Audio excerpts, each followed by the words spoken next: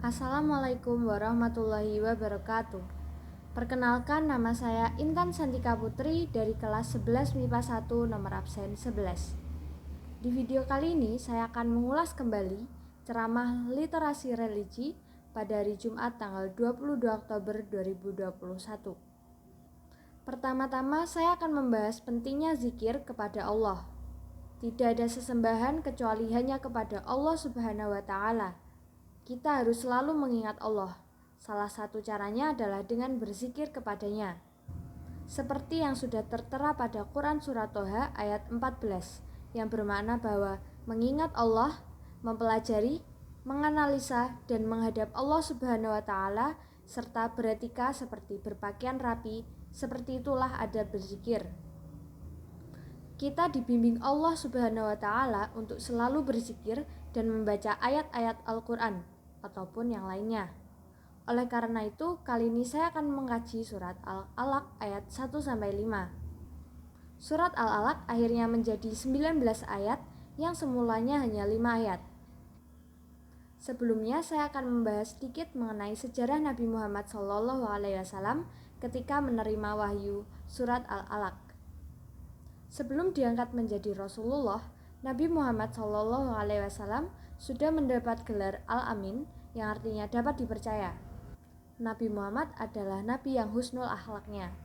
Wahyu pertama yang berupa surat Al-Alaq ayat 1-5 turun melalui mimpi Nabi Muhammad SAW di waktu subuh. Baik, kembali ke pengkajian surat Al-Alaq, yaitu surat Al-Alaq ayat 1 yang berartikan, bacalah dengan menyebut nama Tuhanmu yang menciptakan.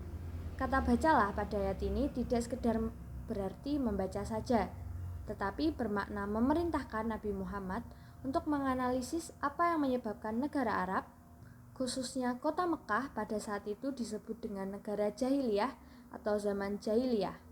Walaupun sudah maju pada dunia perdagangannya, negara ini tetap disebut negara jahiliyah.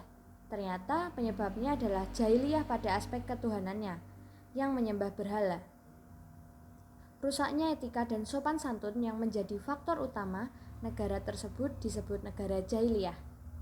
Selain itu, ayat ini juga memerintahkan untuk Nabi agar tidak bersembunyi dan malah melarikan diri ke gua. Pada saat wahyu pertama turun, memang Nabi Muhammad sedang berada di dalam gua, yaitu Gua Hira untuk menyendiri. Ternyata hal tersebut malah tidak dibenarkan oleh Allah Subhanahu wa Ta'ala. Dan Allah memerintahkan Nabi Muhammad untuk segera mengatasi kejahiliannya di negara tersebut. Pada saat wahyu pertama turun, memang Nabi Muhammad sedang berada di dalam gua, yaitu Gua Hira. Selanjutnya ayat 2 yang berarti dia telah menciptakan manusia dari segumpal darah. Ayat ini bermakna bahwa atas kehendak Allah, kita yang semula hanya berupa sel-sel yang sangat kecil bisa menjadi sampai sekarang. Maka bersyukurlah. Selanjutnya ayat ketiga yang berartikan bacalah dan Tuhanmulah yang maha mulia. Ayat ini bermakna bahwa kita diperintahkan untuk selalu mengingat Allah dimanapun dan kapanpun kita berada, dan selalu bersyukur karena Allah sudah sangat baik kepada kita. Selanjutnya ayat 4 yang berartikan yang mengajari manusia dengan perantara kalam atau pena. Kalam yang disebut di sini sangatlah luas, bukan hanya sebuah pena yang sering kita ketahui. Kalam di sini yang paling utama adalah bapak dan ibu guru. Dan selanjutnya ayat kelima yang berartikan dia mengajarkan manusia apa yang tidak diketahuinya. Ayat ini masih berkaitan dengan ayat 4. Kesimpulannya adalah terus bersemangat dan beristiqomah dalam menuntut ilmu, karena siapa yang kuat dan sabar serta tabah akan godaannya, dialah yang akan menang dengan tak lupa tetap berbakti kepada orang tua dan selalu mengingat Allah. Dan yang terakhir saya akan menyampaikan bahwa Allah memiliki sifat asy-syakur yang berarti maha bersyukur.